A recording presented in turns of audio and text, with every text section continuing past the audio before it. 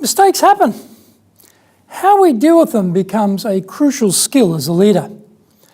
There is always the contradiction between asking people to do new things and then being upset when mistakes result.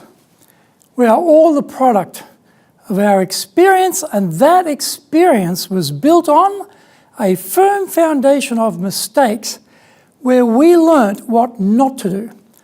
We are quick to accept this learning process for ourselves, but sometimes forget to extend the same tolerance to those working for us.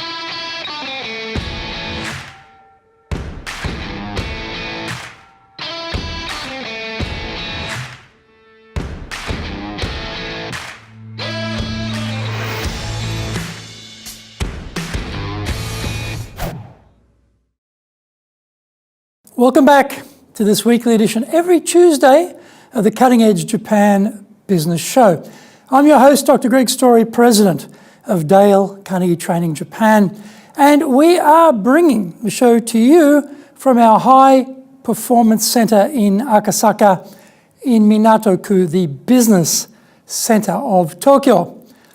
Well, where is this cutting edge for all of us? The quality of our people is the cutting edge for success in Japan.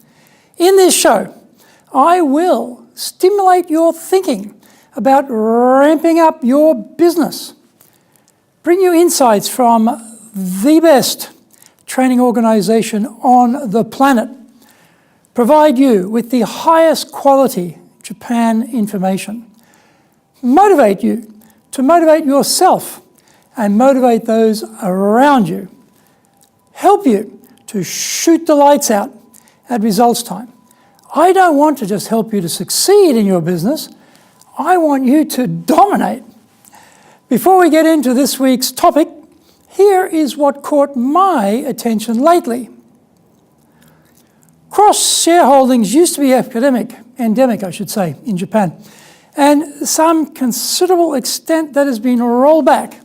In 1990, cross-shareholdings accounted for about 51% of the market's value. Today, it is only 15% as of March 2017.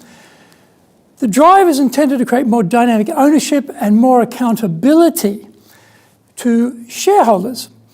A loophole has appeared, however, to get around this trend.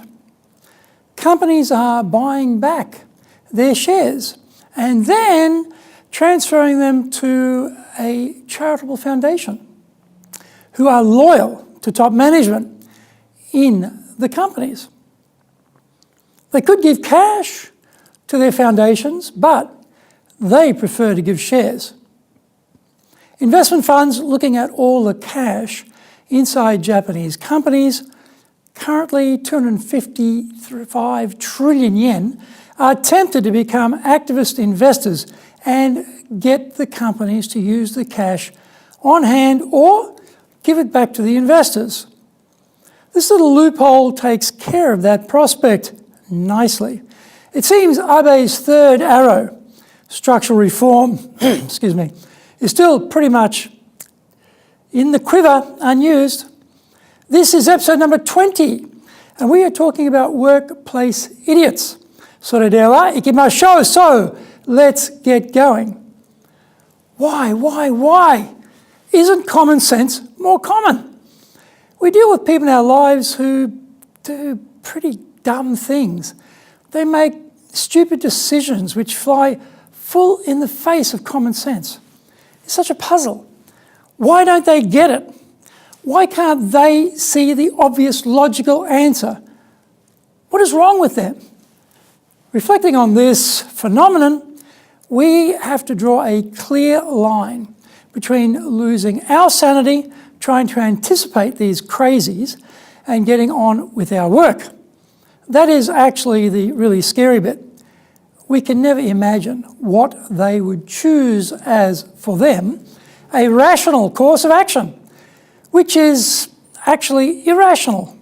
How can we spend our entire day worrying about what someone else might do? Well, we can't. So rather than go crazy ourselves, trying to head off feckless behaviour, let's concentrate on what we can control. The first decision we have to make is, are we the idiot who is the cause of the problem? Whoa! What if we are the one creating havoc and they are just pawns in our game? That can't be right, can it? We are smarter than them. We see better, further, and more clearly than they do. We have real perspective. So let's put a red line through that crazy possibility right now and get to the core problems. Wait, not so fast. What if we have not properly trained these people? What if they are actually the uninformed and unenlightened masquerading as idiots because we are at fault by not having sufficiently invested enough of ourself in them? What if we have been too busy with our own work to explain the finer points of various tasks? What if we know the why, but forget to tell them about it or don't emphasize it enough? What if we have already mastered the task, so logically the task is easy, therefore not a lot of explanation needed, right? What if we have forgotten that we also had problems when we first learnt a new skill or task? Question: were we perfection personified when we first encountered this totally unfamiliar and unknown task? Have we conveniently forgotten the learning curve applies to others as well as ourselves? We may have assumed the task was easy, so we went light on the explanation and forgot to check for understanding. We have merely moved on and not put in place some regular checking mechanism to ensure they have actually got it. I show you, we do it together, now you do it, and I check it. Sounds boring and so basic, but did you do that? Often people are embarrassed to admit they don't have it mastered, and so just say they are fine, when in fact they are not. Are you a perfectionist? Are you the type of person for whom there is only one right way of doing things? Does your logic rule and allow no other possibilities for task completion? If the idiot does it differently to you, is that incorrect or just different? Are you entertaining the possibility there might be multiple paths to the mountaintop or just yours? Maybe. We need to consider there might be actually valid solutions, equally valid solutions to the same problem, including those we haven't even contemplated or thought about. What if we go really crazy and ask them for their ideas on how we might complete the task? What if we then just shut up and listen quietly? Well now, let us give you the benefit of the doubt and say you did explain it. You did seek their ownership of the process by asking for their ideas and did incorporate their offerings into the final solution, and they still managed to screw it up. What do you do now? Find out more about this when we come back from the break. If you want to be successful as a leader, do the Leadership Training for Managers course. All companies need people who can both manage and lead. Leading people screams out for real skills in communication, dealing with all different types of people, being excellent at innovation, planning, delegation, handling mistakes, doing performance reviews really well, and inspiring and motivating the team. Do the Leadership Training for Managers course now in either Japanese or English. Welcome back.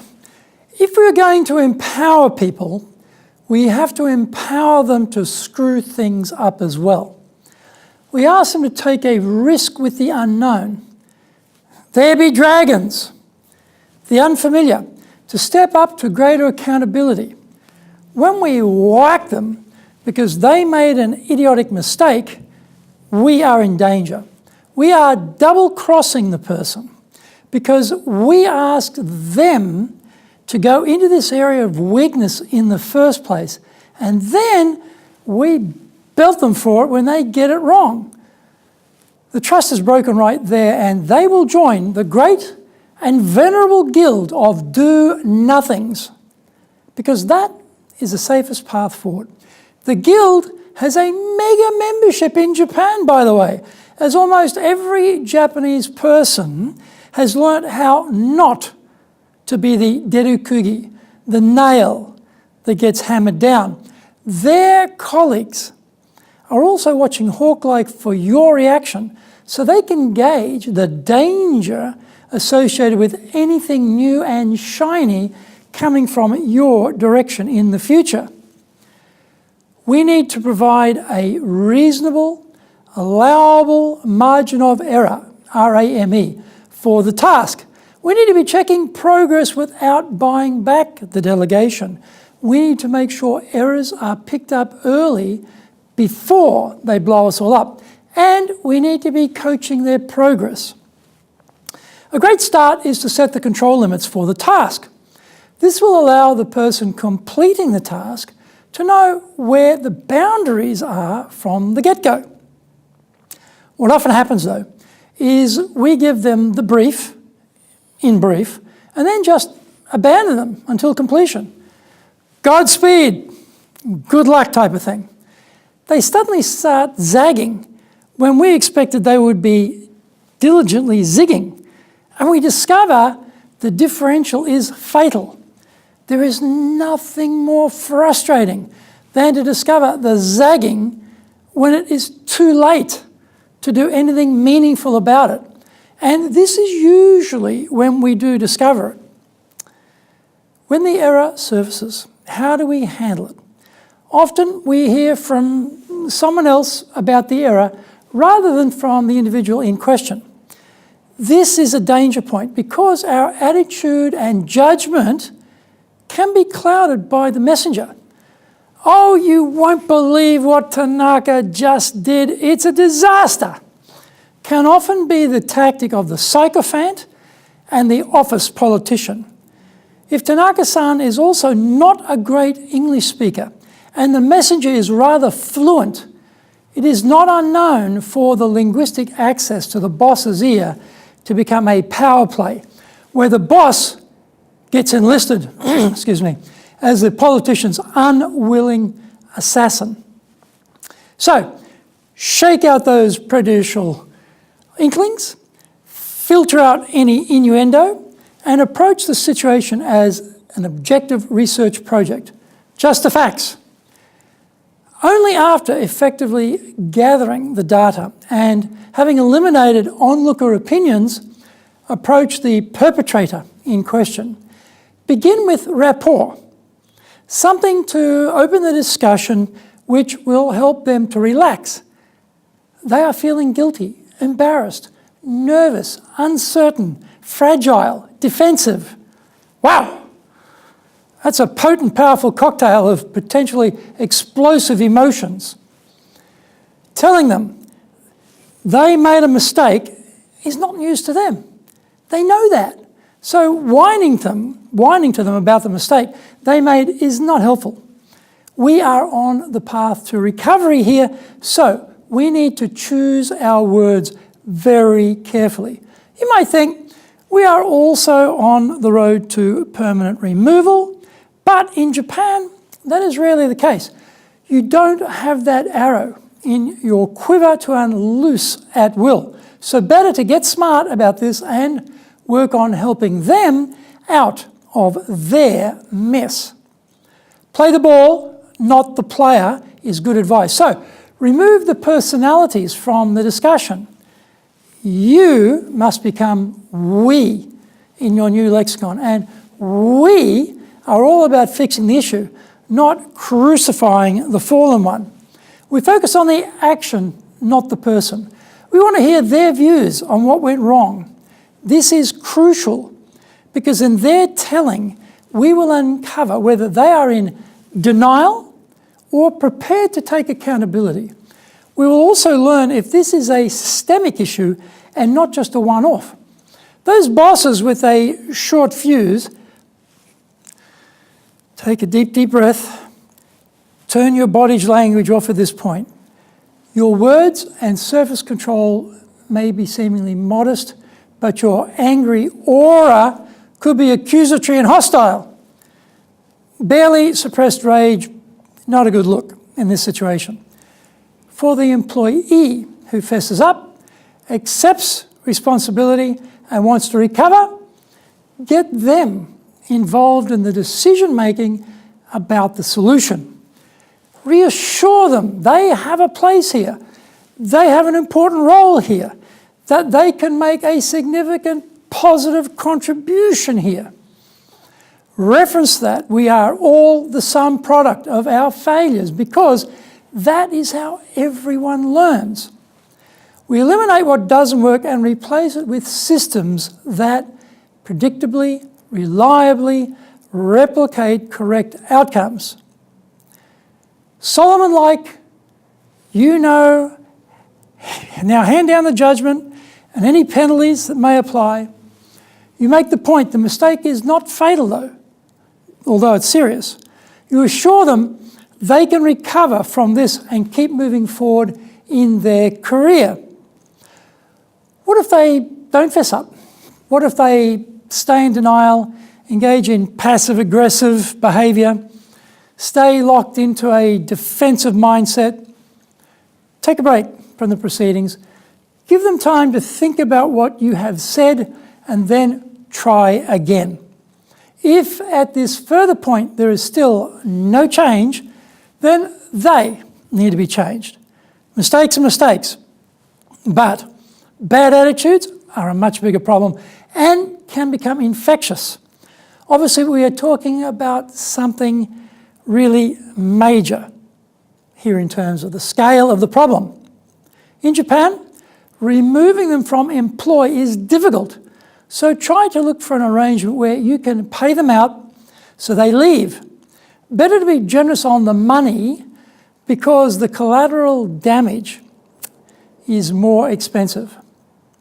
Larger companies can do this more easily, but for smaller companies, it is trickier. Smaller companies, however, do have some advantages. The individual's stubborn and unreasonable behaviour is prone to impact on their colleagues. They will judge them very harshly because they endanger the whole operation and therefore everyone's livelihood.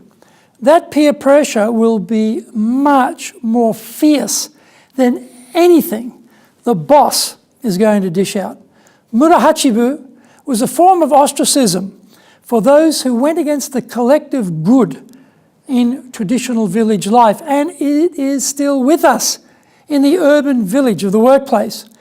If you as the boss are reasonable and judged by the team to be doing the right thing, and the individual in question is not, they will feel intense peer pressure to accept your offer to depart. Idiocy in the workplace will be with us forever. We won't be changing that in a hurry, but we can work on prevention, minimisation, and how we react to it. Given the scope of the problem, this will be worth working on. Remember, we are all going to be facing major shifts in business in the future, and so the adaptation process toward new tasks and challenges will naturally bring mistakes with them. This is going to be par for the course. The real insight is how do we react to these inevitable mistakes? How do we deal with them? Rather than just flashing emotion, we need to have a plan of action, keep a cool head, and be disciplined in how we approach mistakes. Our action steps ensure we are properly explaining what we expect. Accept there are multiple possible solutions, not just our own. Decide the reasonable, allowable margin of error to apply. When things go wrong, ignore hearsay and get the concrete facts. Focus on the issue, not the person. Involve them in finding the solution. Reassure them the mistake isn't fatal. Remove resistors who won't accept their responsibility. Keep pushing hard with us here at the Cutting Edge Japan Business Show. Subscribe on YouTube. Share it with your family, friends, and colleagues. Become a regular. Thank you for watching, and remember to hit the subscribe button. Our website details are on screen now, japan.dalecarnegie.com. It is awesome value, so check it out.